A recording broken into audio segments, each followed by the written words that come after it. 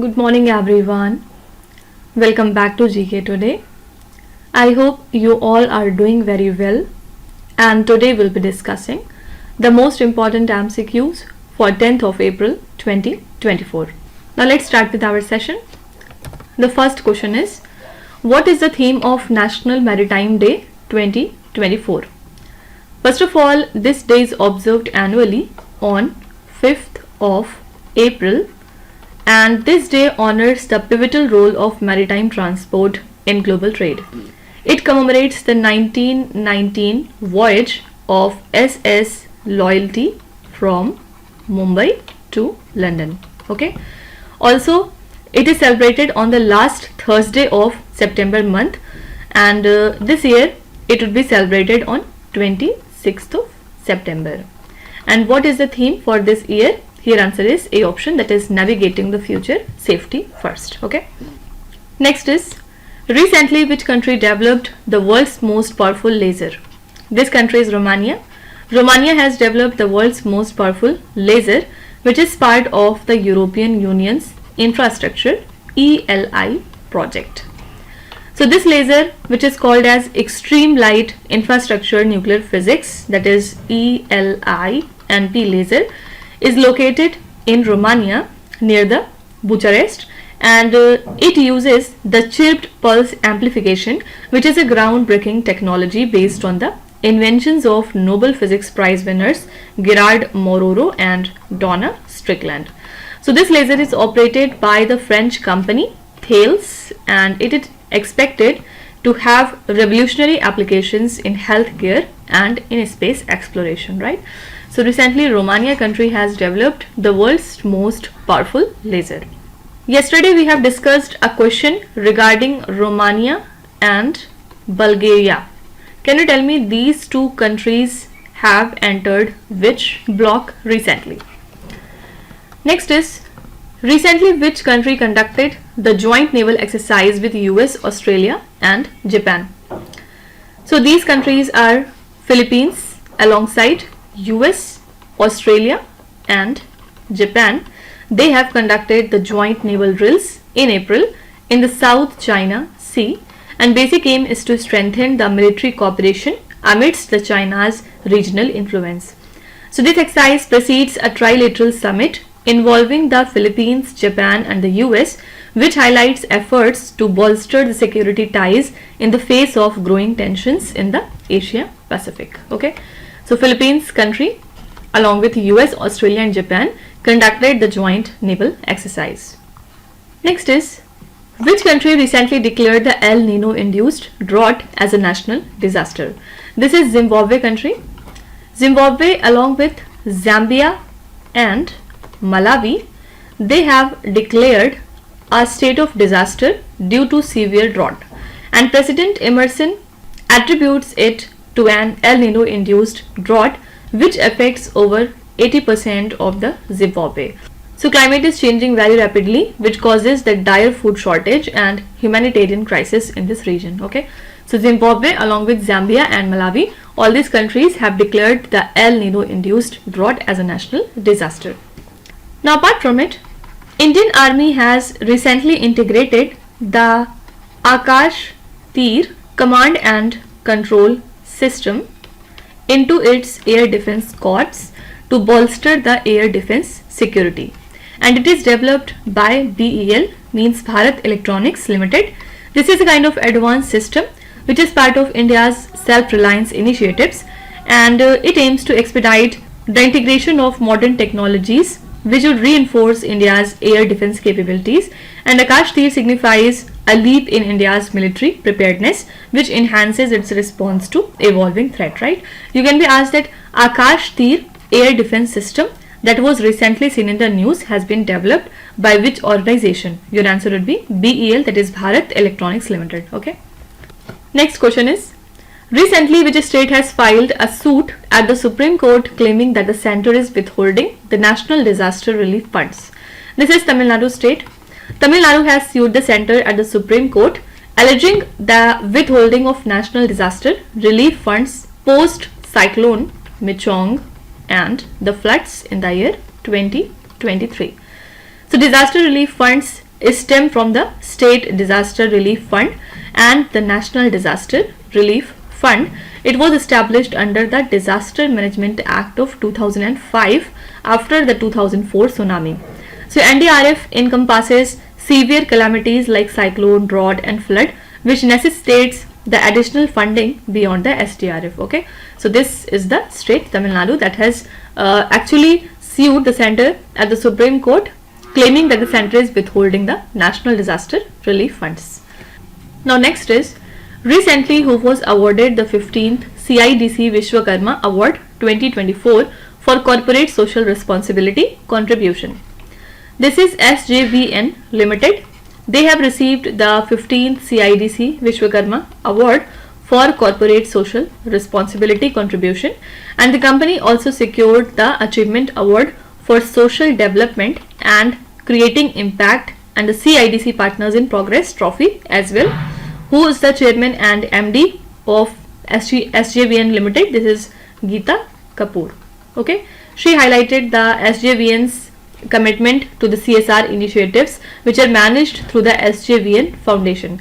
So it spent over 450 crore rupees on diverse CSR activities including education, healthcare, infrastructure, disaster relief and cultural promotion. Okay, so your correct answer is SJVN Limited. Fine. Also recently, the White House has instructed NASA to create a unified time standard, coordinated lunar time for the moon and the celestial bodies, and this aims to set international norms in space amid a competitive lunar race. LTC is to be developed by 2026. So it will account for lunar gravitational forces and it would facilitate the precision in missions and data transfer.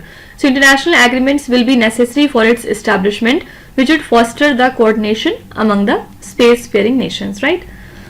You can be asked that recently which space organization is going to establish a coordinated lunar time for the moon and other celestial bodies. So that would be NASA. Okay. Next is, according to a report that was released by the World Anti-Doping Agency, that is WADA, which country reported the highest number of doping cases in the world? This is our country, India.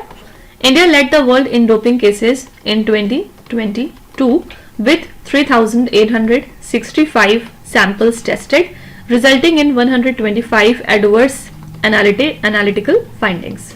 So this constitutes 3.2% of AAFFs globally, which is the highest among the nations which were tested over 2000 samples.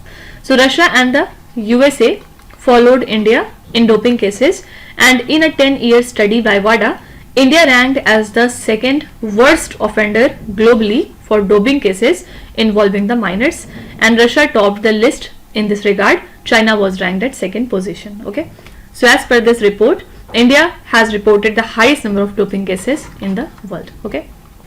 Next question is, recently which country passed a new environmental law adopting European standards for the industries? This is the country Israel.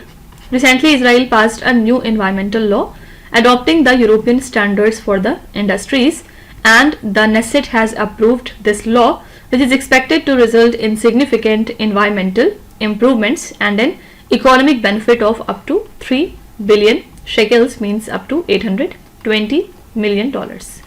So this reform aims to align Israel with European Union environmental standards, reducing the pollution and the risk, and over the next decade about 1500 factories will need a unified environmental permit, replacing 3 separate permits previously required. Okay, so here current answer is Israel. Israel has passed a new environmental law adopting the European standards for the industries. Next is, which organization has recently introduced a new artificial intelligence model known as voice engine that can replicate any voice in any language? This is OpenAI. They have unveiled voice engine, which is a groundbreaking artificial intelligence that is capable of mimicking any voice in any language. So users upload short audio samples to generate speech in the same voice. It is unreleased to the public but has diverse applications like aiding, reading, translating and assisting the patient's voice recovery. However, concerns arise over potential misuse, including the cloning voices of public figures privacy risk and the absence of regulation, right? Next question is very important. This can be asked in your examination as well. What is the name of the world's oldest man that died at the age of 114 recently? This is Juan Vicente Perez Mora, and he is recognized by Guinness as the world's oldest man, and recently he passed away before his 115th birthday.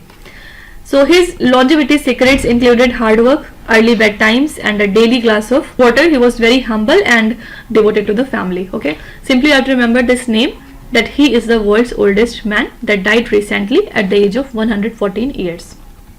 Next is, which country has supported the BIMC Charter recently? This is Nepal. Nepal's lower house of parliament endorsed the BIMC Charter, which fosters the collaboration among the member countries. Which are the member countries? Bangladesh, Bhutan, India, Myanmar, Nepal, Sri Lanka and Thailand. So BIMC was established in the year 1997, and the basic aim was regional development. The charter outlines the principles, objectives and cooperation framework, establishes the legal basis, structure and function. So it promotes the regional integration covering economic development, trade, investment, technology transfer, connectivity, etc. Right? So endorsement and ratification by the member states are crucial for effective implementation. So Nepal has supported the BIMC Charter recently. Now the last question is, recently which ministry has drafted the model rules for childbirth registration? This is B option, Ministry of Home Affairs. It has proposed some new rules for childbirth registration requiring the parents to specify the religion of both mother and father separately. Previously only the family's religion was noted, and now this updated form number 1 birth report will include separate sections and the child's religion and that of both parents. So this update also applies to adopted children, and the Registration of Births and Deaths Amendment Act of 2023 mandates the maintaining this information in the national database, right? So Ministry of Home Affairs has drafted the model rules for childbirth registration. So these are the most important current affairs and the news from today.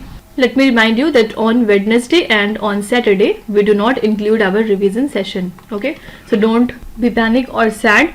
We will be continuing our revision session on all the days except on Wednesday and Saturday. Fine. Now let's start with today's quiz. Here on the slide you can see 5 questions which have been taken from the past 2-3 days current affairs. Pause the video and try to solve each of these questions, and at the end of the lecture do not forget to share your scores in the comment section. So please be honest and do not cheat with yourself. So that's it for today. I hope you have liked the session. These were the important news and events from today, and we will meet again tomorrow with some more important current affairs. Till then, stay tuned. Thank you so much for watching, and please do not forget to subscribe to GK Today. With this, me Nuzatsana signing off.